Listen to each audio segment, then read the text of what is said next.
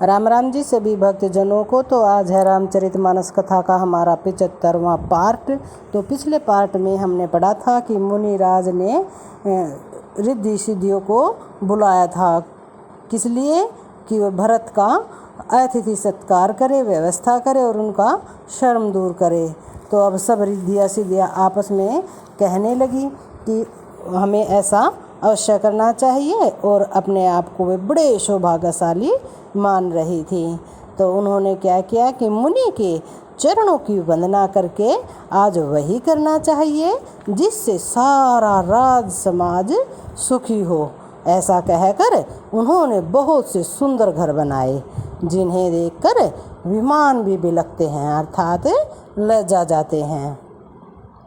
उन घरों में बहुत से भोग, इंद्रियों के विषय और ऐश्वर्य, ठाठ बाट का सामान भरकर रख दिया, जिन्हें देखकर देवता भी ललचा गए, और दासी दास सब प्रकार की सामग्री लिए हुए मन लगाकर उनके मनों को देखते रहते हैं, अर्थात उनके मन की रुचि के अनुसार करते रहते हैं। जो सुख के समान स्वर्ग में भी स्वप्न में भी नहीं है, ऐसे सब सामान सिद्धियों ने पल भर में सजा दिए। पहले तो उन्होंने सब किसी को जिसकी जैसी रुचि थी वैसे ही सुंदर सुखदायक निवास स्थान बना दिए, और फिर कुटुंब सहित भरत जी को दिए, क्योंकि ऋषि भारद्वाज जी ने ऐसी ही आज्ञा दे रखी थी। भरत जी चाहते थे कि उनके सब संगियों को आराम मिले, इसलिए उनके मन की बात जानकर मुनि ने पहले उन लोगों को स्थान देकर पीछे सपरिवार भरत जी को स्थान देने के लिए आज्ञा दे दी थी। मुनि श्रेष्ठ ने तपोबल से ब्रह्मा को भी चकित कर देने वाला वैभव रच दिया था। जब भरत जी ने मुनि के प्रभाव को देखा तो उसके सामने उन्हें इंद्र, वरुण, यम, कुबेर आदि सभी लोकपालों के लोक तुच्छ जान पड़े। सुख की सामग्री का वर्णन नहीं हो सकता, जिसे देखकर ज्ञानी लोग भी वैराग्य भूल जाते हैं। आसन सेज, सुंदर वस्त्र, चंदोवे, वन बगीचे, भांति भांति के पक्षी और पशु, सुगंधित फूल और अमृत के समान स्वादिष्ट फल, अनेकों प्रकार के तालाब, कुएं, बावली आदि निर्मल जलाशय तथा अमृत के भी अमृत सरीखे पवित्र खान पान के पदार्थ थे, जिन्हें देखकर सब लोग संयमी पुरुषों की भांति सकुचा रहे हैं। सभी के डेरों में मनोवांछित वस्तुएं देने वाले कामधेनु और कल्पवृक्ष हैं, जिन्हें देखकर इंद्र और इंद्राणी को भी अभिलाषा होती है, उनका भी मन ललचा जाता है। वसंत ऋतु है, शीतल मंद सुगंध 3 प्रकार की हवा बह रही है। सभी को धर्म, अर्थ, काम और मोक्ष चारों पदार्थ बहुत ही सुलभ हैं। माला, चंदन, स्त्री आदि के भोगों को देखकर सब लोग हर्ष और विषाद के वश हो रहे हैं। हर्ष तो भोग सामग्रियों को और मुनि के तप प्रभाव को देखकर होता है, और विषाद इस बात से होता है कि श्री राम के वियोग में नियम व्रत से रहने वाले हम लोग भोग विलास में क्यों आ फंसे हैं। कहीं इनमें आसक्त होकर हमारा मन नियम व्रतों को ना त्याग दे। संपत्ति, भोग विलास की सामग्री चकवी है और भरत जी चकवा है, और मुनि की आज्ञा खेल है। जिसने इस रात को आश्रम रूपी पिंजड़े में दोनों को बंद कर रखा, और ऐसे ही सवेरा हो गया, जैसे किसी बहेलिए के द्वारा एक पिंजड़े में रखे जाने पर भी चकवे का रात को संयोग नहीं होता, वैसे ही भारद्वाज जी की आज्ञा से रात भर भोग सामग्रियों के साथ रहने पर भी भरत जी ने मन से भी उनका स्पर्श तक नहीं किया। प्रातःकाल भरत जी ने तीर्थराज में स्नान किया और समाज सहित मुनि को सिर नवाकर और ऋषि की आज्ञा तथा आशीर्वाद को सिर चढ़ाकर दंडवत करके बहुत विनती की।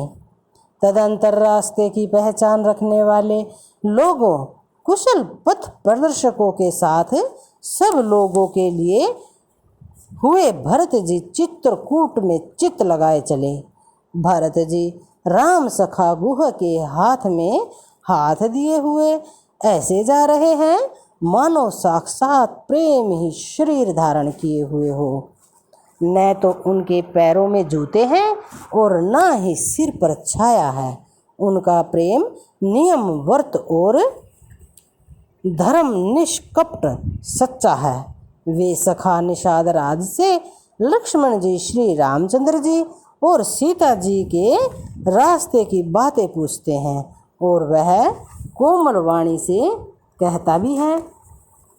क्या कहता है कि श्री रामचंद्र जी के ठहरने की जगहों और वृक्षों श्री रामचंद्र जी के ठहरने की जगहों और वृक्षों को देखकर उनके हृदय में प्रेम रोके नहीं रुकता।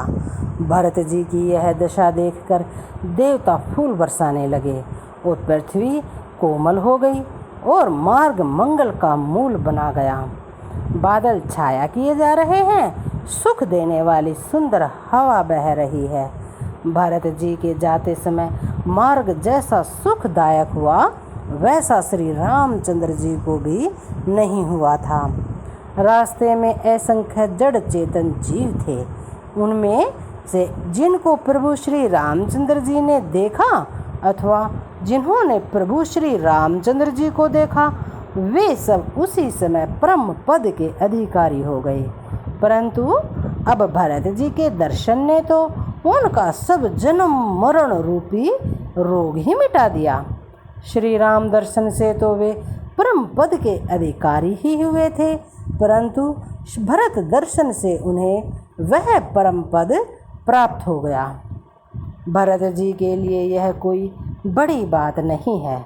जिन्हें श्री राम जी स्वयं अपने मन में स्मरण करते रहते हैं, जगत में भी मनुष्य एक बार राम कह लेते हैं तो भी तरने तरने वाले हो जाते हैं। फिर भरत जी तो श्री रामचंद्र जी के प्यारे तथा उनके छोटे भाई जो ठहरे, तब भला उनके लिए मार्ग सुखदायक कैसे न हो। सिद्ध साधु और श्रेष्ठ मुनि ऐसा कह रहे हैं और भरत जी को देखकर हृदय में हर्ष लाभ करते हैं। भरत जी के इस प्रेम के प्रभाव को देखकर देवराज इंद्र को सोच हो गया कि कहीं इनके प्रेमवश श्री राम जी लौट ना जाए और हमारा बना बनाया काम बिगड़ ना जाए। संसार भले के लिए भला और बुरे के लिए बुरा है। मनुष्य जैसा आप होता है, जगत उसे वैसा ही दिखता है। उसने गुरु बृहस्पति जी से कहा कि हे प्रभु, वही उपाय कीजिए जिससे श्री रामचंद्र जी और भरत जी की भेंट ही ना हो। श्री रामचंद्र जी संकोची और प्रेम के वश हैं और भरत जी प्रेम के समुद्र हैं। बने बनाई बात बिगड़ना चाहती है, इसलिए कुछ छल ढूंढकर इसका उपाय कीजिए। इंद्र के वचन सुनते ही देव गुरु बृहस्पति जी मुस्कुराए। उन्होंने 1000 नेत्रों वाले इंद्र को ज्ञान रूपी नेत्रों से रहित मूर्ख समझा और कहा, हे देवराज, माया के स्वामी श्री रामचंद्र जी के सेवक के साथ कोई माया करता है और वह उलटकर अपने ही ऊपर आ पड़ती है। उस समय पिछली बार तो श्री रामचंद्र जी का रुख जानकर कुछ किया था, परंतु इस समय कुचाल करने से हानि ही हानि होगी। हे देवराज, श्री रघुनाथ जी का स्वभाव सुनो। वे अपने प्रति किए हुए अपराध से कभी रुष्ट नहीं होते। घर जो कोई उनके भक्त का अपराध करता है वह श्री राम की क्रोध अग्नि से जल जाता है। लोक और वेद दोनों में इतिहास अर्थात कथा प्रसिद्ध है। इस महिमा को दुर्वासा जी भी बहुत अच्छी तरह से जानते हैं। सारा जगत श्री राम को जपता है। वे श्री राम जी जिनको जपते हैं उन भरत जी के समान श्री रामचंद्र जी का प्रेमी और कौन होगा। हे देवराज, रघुकुल श्रेष्ठ श्री रामचंद्र जी के भक्त का काम बिगाड़ने की बात मन में भी ना लाइए। ऐसा करने से लोक में अपयश और परलोक में दुख होगा और शोक का समान दिनों दिन बढ़ता ही चला जाएगा। हे देवराज, हमारा उपदेश सुनो। श्री राम जी को अपना सेवक परम प्रिय है।